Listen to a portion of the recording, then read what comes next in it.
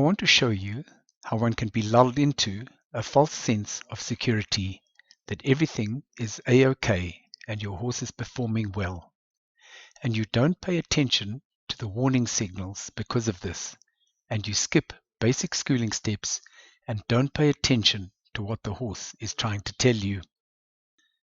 So what am I talking about? Let's take a look at this filly and see what I am seeing. You see how she's throwing her nose out, how she's very on her forehand. Her mouth is open. There's big jumping steps instead of a nice easy pirouette. There's a head duck. And all of this is starting to tell me two things. One is that the rider's hands are too dominant and he hasn't taught it to come off his legs properly. And secondly, that there is definitely a problem with the bitting on this horse.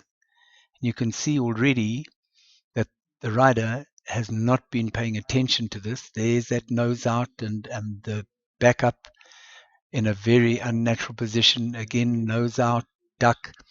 And we're already in a trot when we're not paying attention to the basic problems. There you can see the lunge forward, that nose pointed out. And now we're already in a canter before we've sorted out all these problems. And the filly can do all the lead changes. She can do everything you're asking her until you touch her mouth. There's the mouth open, and she's doing a very nice attempt at a rollback there. And there, when you start to touch the mouth, you see the problems. There's that mouth gaping, nose up and high. And in that position, the horse cannot perform, and the duck to get away from it. I got straight on the horse just to have a feel. And there you can see she doesn't even know how to side pass yet. Can't yield off my legs. She thinks I'm trying to stop her when I touch the reins. Completely insensitive to my legs. That head is high. Unhappy with the bit.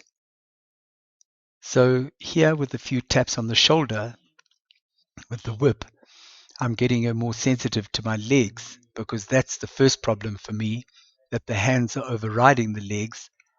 And there, with a little tap on the shoulder with the whip, you can see she's starting to move off my leg. But look at her backing up with her head high, unbalanced, and really not a happy camper. So what the horse has been in is a single break, fixed ring gag. And two reasons it's picking its head up is that the single break is very hard on it. It's a lot of pressure on the bars, and that picks its head up. And the fixed ring also, actually, when you pull that through, is more pressure on the bars rather than a loose ring where this is sliding through.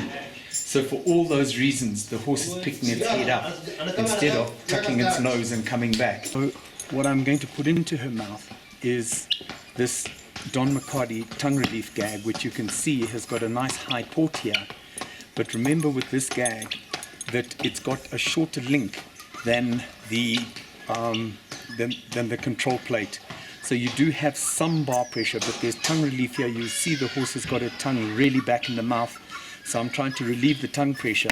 But also it does work to tuck the nose a little bit, because this ring does have a little bit of pressure on the tongue once you've picked the head up. And the shorter link here will work slightly on the bars to pick the head up and then tuck the nose. But it definitely will drop that head compared to a single break gag. And you can see that this is loose ring, so you're not getting that extra pressure down onto the bars. Here's the filly the next day. All I did yesterday was sensitize her to my leg aids so that she is responsive to them. And obviously, we have paid attention to the gaping mouth, the tongue being drawn back to avoid any pressure on it, the head high, and the head ducking, and the horse being really on the forehand. Take a look at the difference. Here you will see her easily turning, keeping her head nice and calm. And now I don't even have to touch her with a whip. I just have to hold it there. She's a little weaker to her right hand side to turn, so I'm coaxing her around that turn at the moment just to give her some confidence. But look at this now. She is really nice and sensitive to the leg aids.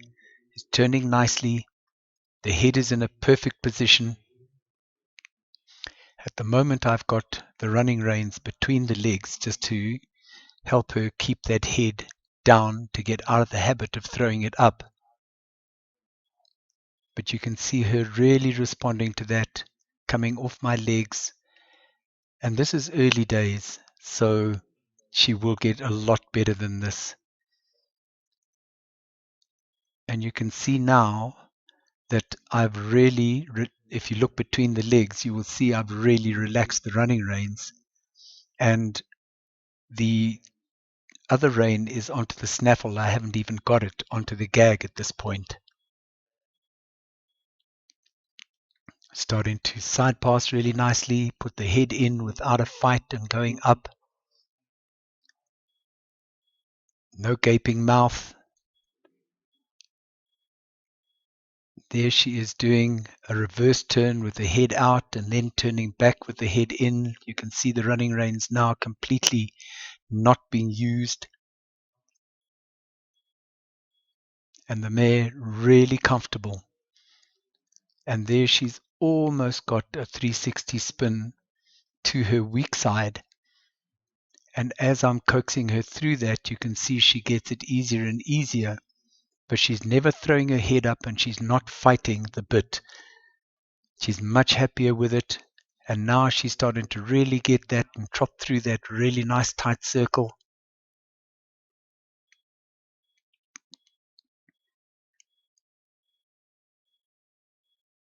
And to the other side, head nicely in on the inside, spinning round. Still a little bit of a throw of the legs, which is a throwback to the old schooling with her head high. But now you can see her backing up nicely with her head down and in a much better body position going backwards. And with this body position, she'll be able to start being schooled correctly.